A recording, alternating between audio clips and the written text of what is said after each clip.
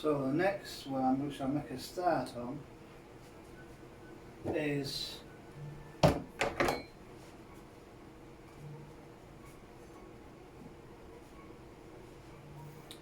Tower of Evil. Another one that I recommended from Mr. Hall.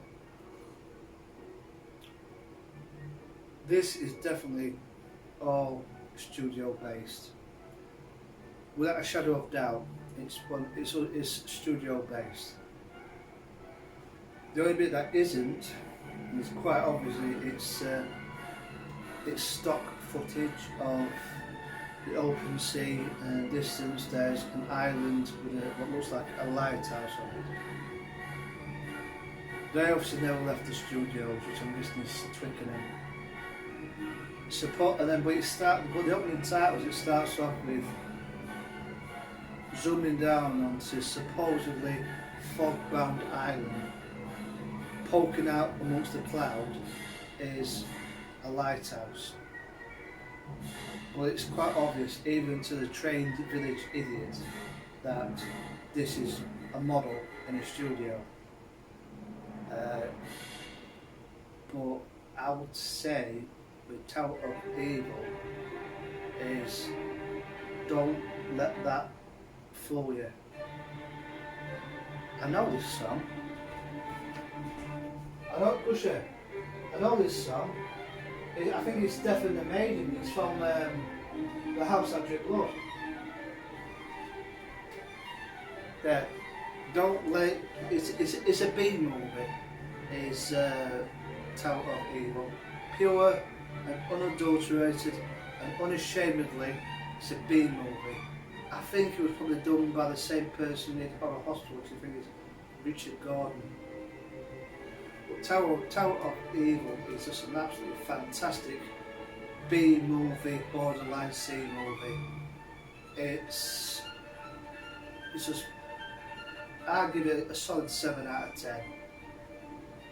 That is, I would say, an unshakable 7 out of 10. I'll probably give it 7 out. I'll probably give it 8 out of 10. Again, it won't win any Emmys or Oscars for special effects or wardrobe. Robin Asquith, the excellent Robin Asquith, does a passable American accent, and it's basically this fishing boat called the Sea Ghost goes to this island.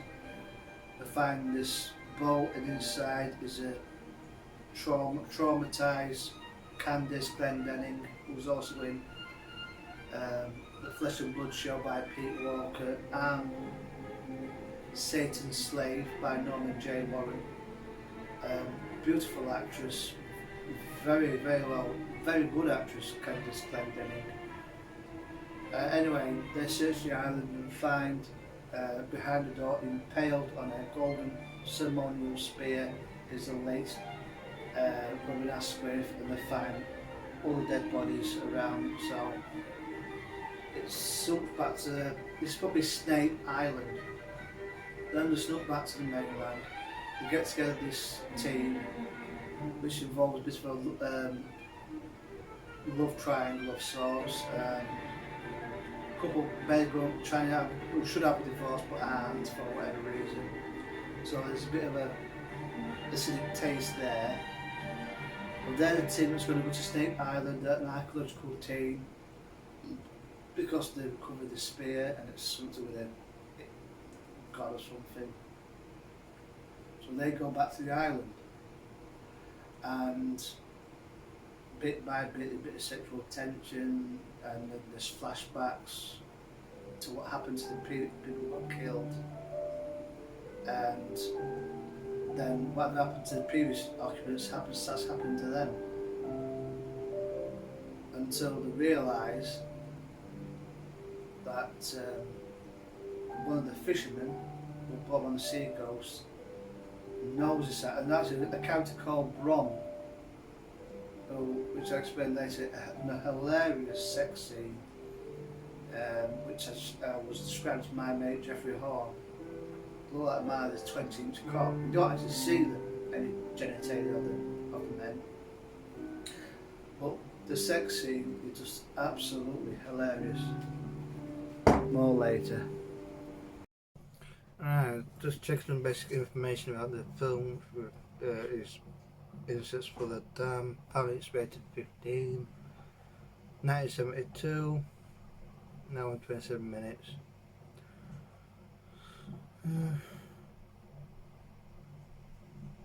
Innocence for the Damned is the American title. Some give it 2 out of 5. Some say it's quite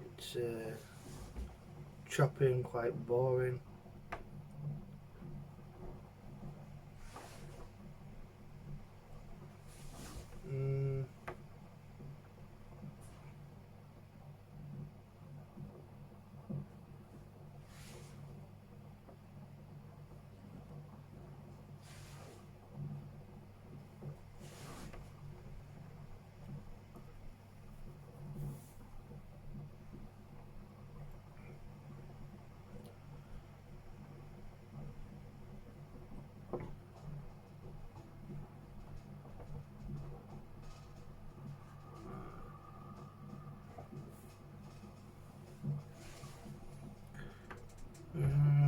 Right.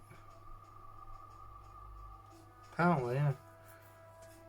It was produced by someone called Graham Harris. Director Robert Harper Davis, unhappy with the film, was adopted to it, had his name taken off.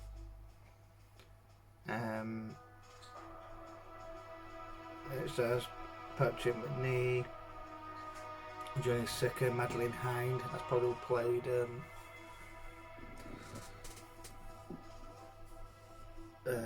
Patrick Mower's officially intended bride to be. And this is the actor was in Plague of the Zombies as well.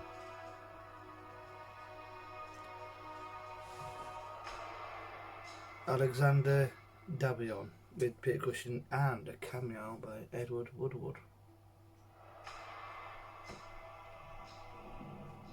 So, there's a place in the book, Doctors Wear Scarlet by Salmon Raven. Richard Fountain, a scholar of Greek mythology at the University of Oxford, is following the spell of Chrysaris, which is Hassel, a mysterious Greek woman who is a modern day vampire. Perhaps upon a return to the UK, is revealed to have been vampirized by Chrysaris.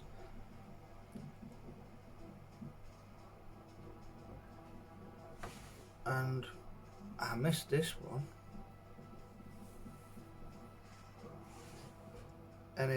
And dies shortly after killing his fiancée Penelope Goodrich. How did I miss that?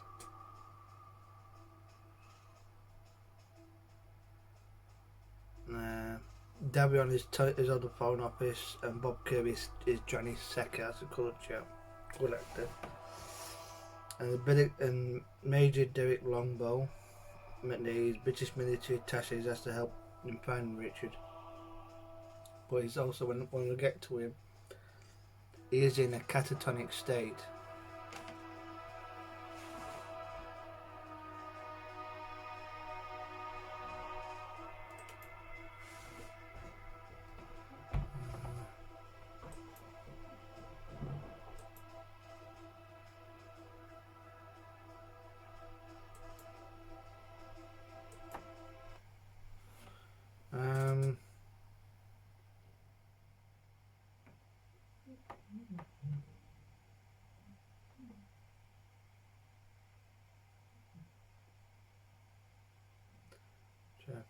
Where are we?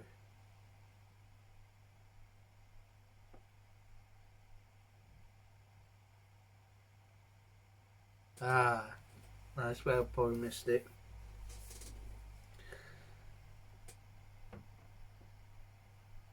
When I get back to the UK, obviously he's kind of struggling with being under the spell of Chrysaris. His friends are obviously concerned and try to keep an eye on him. But he finally, apparently, gets his urge back. and they rush up to the room to consummate their relationship, but because he's still vampirized by Chrysaris, he bites her to her neck, drinks the blood and kills her.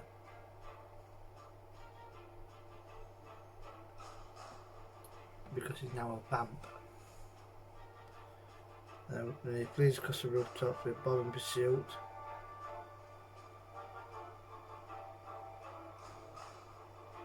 But he doesn't commit suicide. He falls and slips off the roof and is impaled on the fence. Johnny Secker died 14th September 2006.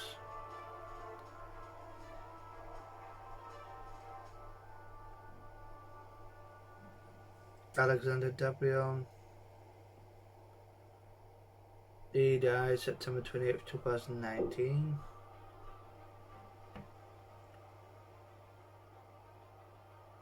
Madeline Hind is in red, so she's not listed. Patrick Morris won't go. Oh, John Barron's in it. How old is Patrick Morris? It's 82.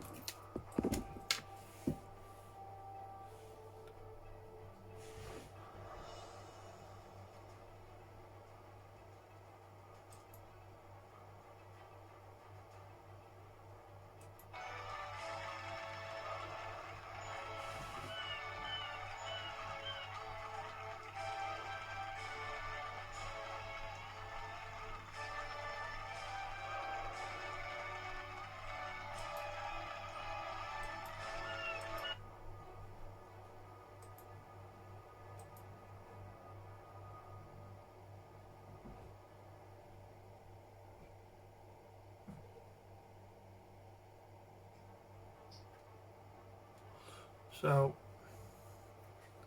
I don't best one later, but I want to at some point expand on the one I started yesterday on Tower of Evil, which is the exact opposite of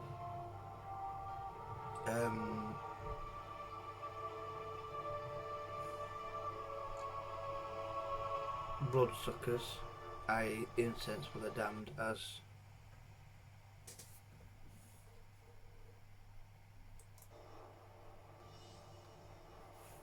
so I'll wrap this up. It's been a very strange one.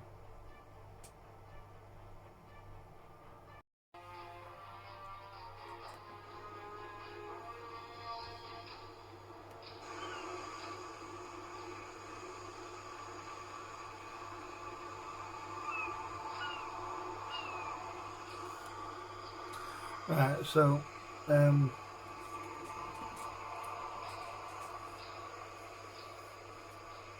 the Tower of Evil, another film which I kind of came across on a specific search on the actor.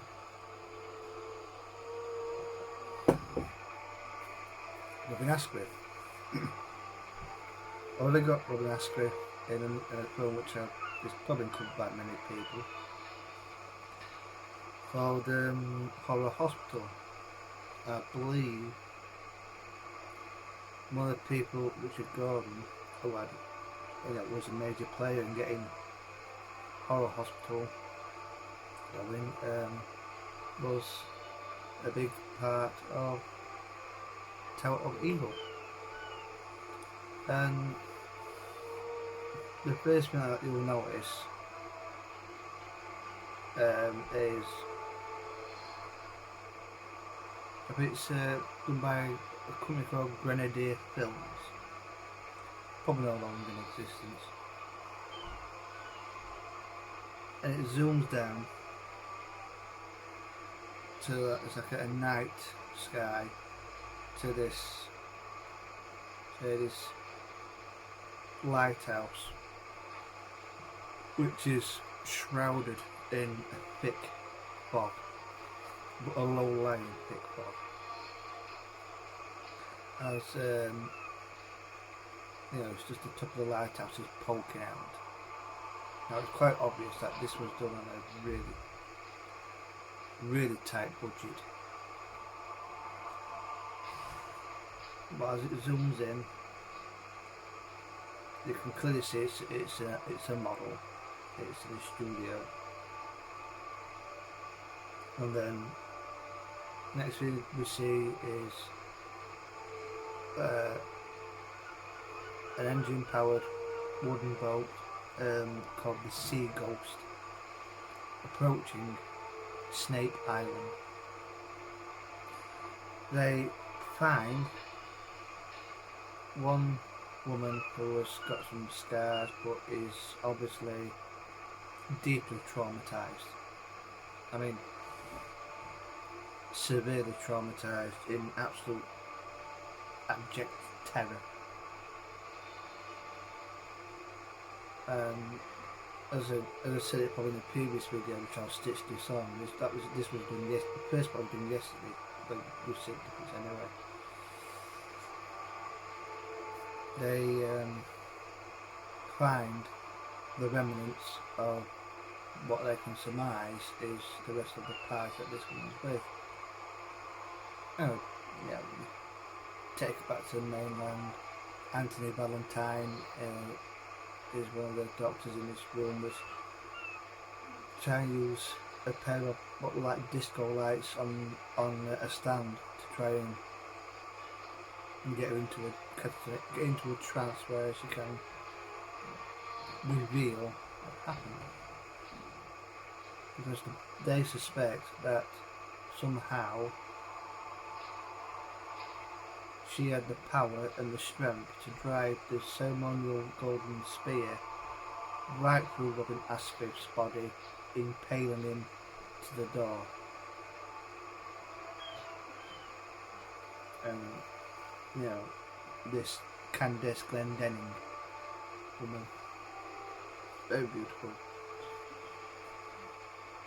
and they have no other evidence to suggest it could be anyone else, just solely on that she's the sole survivor. Could find a trace of anyone else.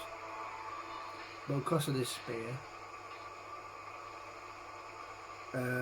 they gather together a team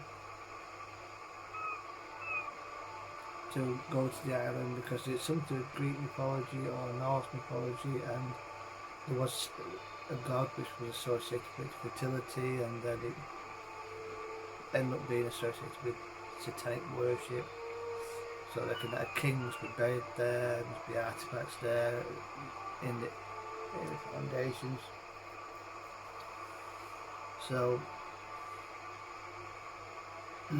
they assembled this team, which is a bit fractious because one of them, the couple were obviously not in love with each other, both had affairs, and their relationship is fractious.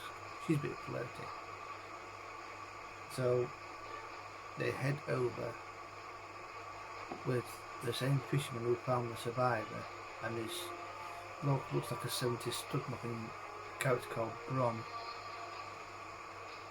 to Snape Island and start setting up camp. And they hear noises one by one.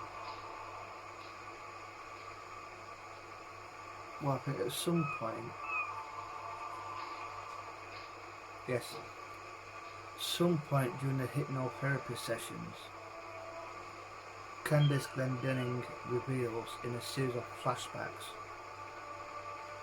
of when they got there, about her character who was reluctant but eventually did make love with her American boyfriend. Well, it was supposed to be American, I think. Afterwards he gets his hand chopped off and is killed by this nut job.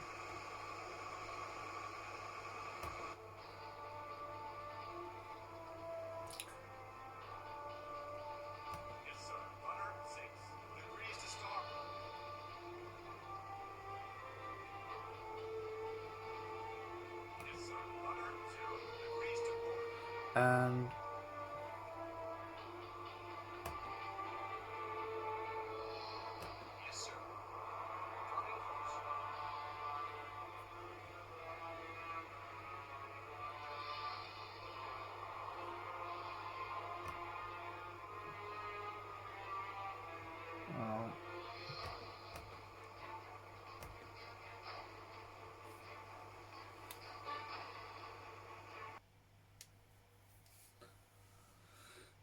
Yeah, so that's it. Yeah. So through a series of flashbacks, we see what happened to her party when they arrive and how they are pumped up one by one, but somehow she survives, but is severely mentally traumatized because of it. Um, and it kind of cuts between that and the archaeological party, which has gone to the island to find if there are the grave of this king artifacts, and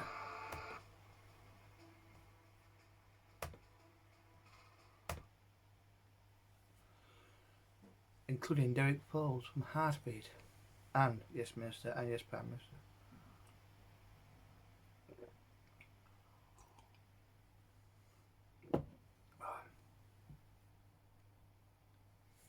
So soon they realise that they are not, well, they suspect that they are not alone on the island. At first, they suspect each other of one by one being picked off, and eventually they suspect by the suspicious behaviour of the fisherman that brought him over, and some things that Brom says that he has been to the island before. And he says, "Well, yeah, but the reason I didn't want you to, I didn't say anything was because I didn't want to think, you know." And with the other characters, you'll see when they're offloading all the equipment, he is carrying a box. He puts it on the rocks, and he disappears and starts uncovering something. Now, when I saw that, I thought, aye, he knows something. Turns out, it he'd fully researched the island, and had done a recce there before, and left a life raft and some goodies before their planned visit. So he was ruled out.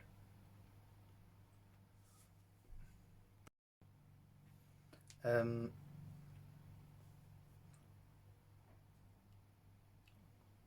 so then you look at Brom, who does get seduced by this woman who's apparently married to Derek Paul's character, in what I would describe as the most hilarious sex scene ever. Isn't it fresh? Oh, my boy.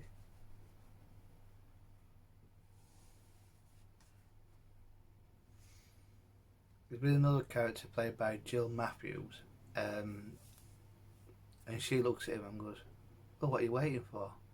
You know what she's after." So I come upstairs, you know. He looks a bit like Martin Shaw around the time he did The Professionals, although it isn't Martin Shaw who plays Brom. Anyway, it's just some scenes when he's thrusting in and out. It looks like he's about 10 foot up in air. So I mean, I was having a kind of Zoom style chat with my good friend from Scunthorpe, Jeffrey Horn, and I just said, I don't believe what I'm seeing.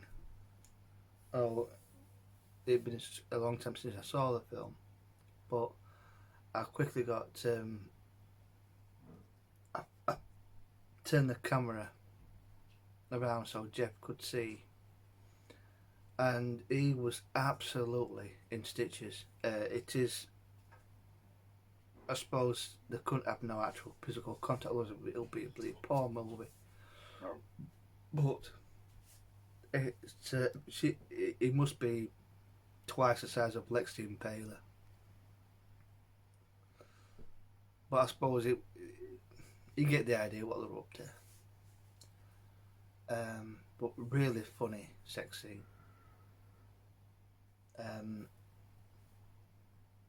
so anyway, one by one, they suspect that the sailor that found Candice Glendinning in the first trip knows more than he's letting on.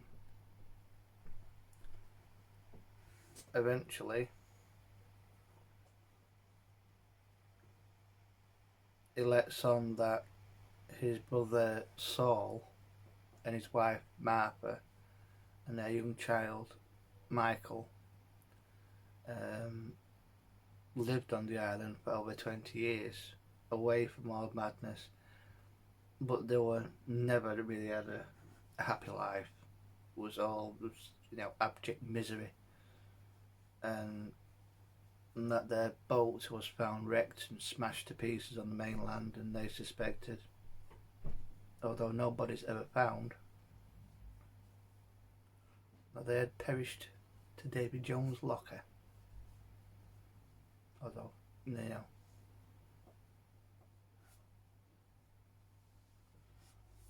but they begin to suspect that, especially when during one scene,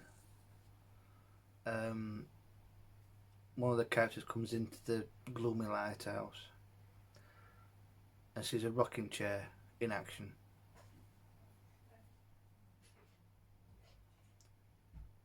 And when they look at it, it's this slimy, coming green slime and little crabs. Is the skeletal remains what they suspect is Saul's wife Martha, who put it there. So then they do suspect that Saul is alive and kicking still, although probably severely deranged, obviously homicidal, ready for loony bin, and that he must be inhabiting the cave and tunnels underneath the foundations of the lighthouse. So it's a hunt for Saul. Eventually, even Brom, the young 70s stud muffin who has connections to the fishermen, even he gets bumped off. And one by one, look, get bumped off. But at the end, when they just they blast their way in to get into the inner workings, but what they do is they rupture the kerosene or the fuel tank, which spills flammable fuel everywhere. Jill Howard's character inadvertently sets it alight down in the cave, and it ignites all the lighthouse. There's a big fight where one of the party gets killed, then Saul gets killed eventually. It takes about 2 or 3 shots. Then they think that's it. But just when you think it's over, oh no, very much mistaken. They're just about to, the fisherman is just about to leave, and this Jill Howard character is like big relief. Then he comes, you hear this, then he comes stumbling back in and says Michael. And the reason why probably Saul and Martha were very unhappy becomes apparently clear. And whoever did the mask, and it must have been the same person who did the masks for the Monster Club, for the club scenes. Michael is hideously deformed, like a cross between those masks as seen in the Monster Club scenes done by Milton Subotsky's Milkman.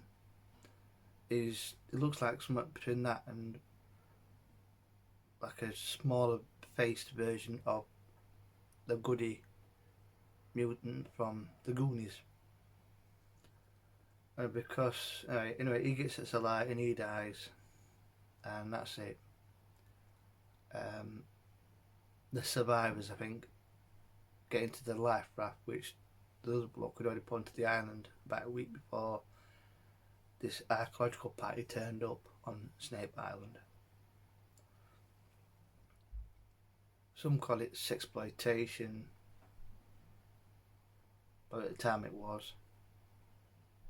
Some call it choppy and boring, but I like it.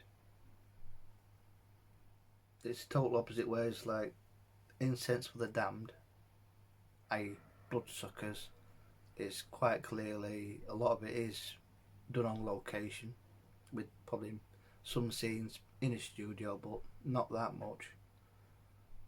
Um, that's choppy and boring, but no, it's not. Where it is, whether it starts off in England and then it goes to Greece and then it's back in England again. It's a fantastic film. Tower of Evil, you know, classic B movie.